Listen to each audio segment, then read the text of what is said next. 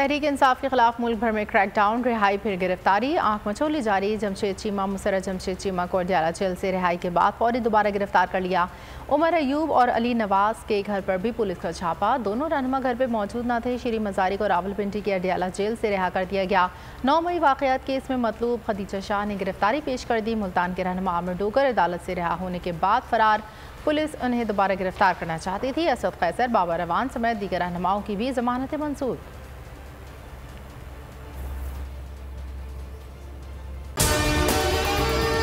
और अगर आपको हमारी ये वीडियो पसंद आई है तो लाइक पर क्लिक कीजिए। सहाफत के खिलाफ जुल्म जारी, बोल के 3 फैमिली मेंबर्स अगवा।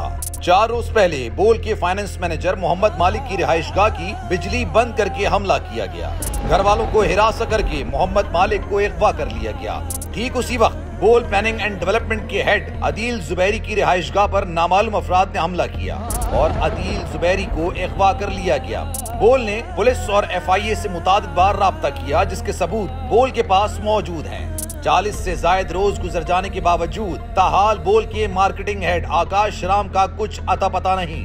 आकाश की वालिदा शिद्दत गम से निढाल हैं। को चेयरमैन बोल न्यूज शुएब अहमद शेख का घर अदालती अहकामात के बावजूद गिरा दिया गया।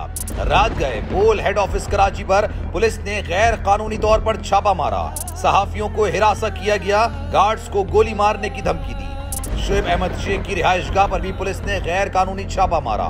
पुलिस को वाज़ेह जवाब दिया गया कि शुएब अहमद शेख रिहाइशगाह में मौजूद नहीं है। पुलिस वारंट गिरफ्तारी दिखाए तो शुएब शेख खुद रिहाइशगाह आकर गिरफ्तारी दे देंगे। बोल की आवाम से इस मुश्किल वक्त में दुआओं की अपील। सब्सक्राइब करें और बेल दबाएं ताकि कोई खबर रह न जाए।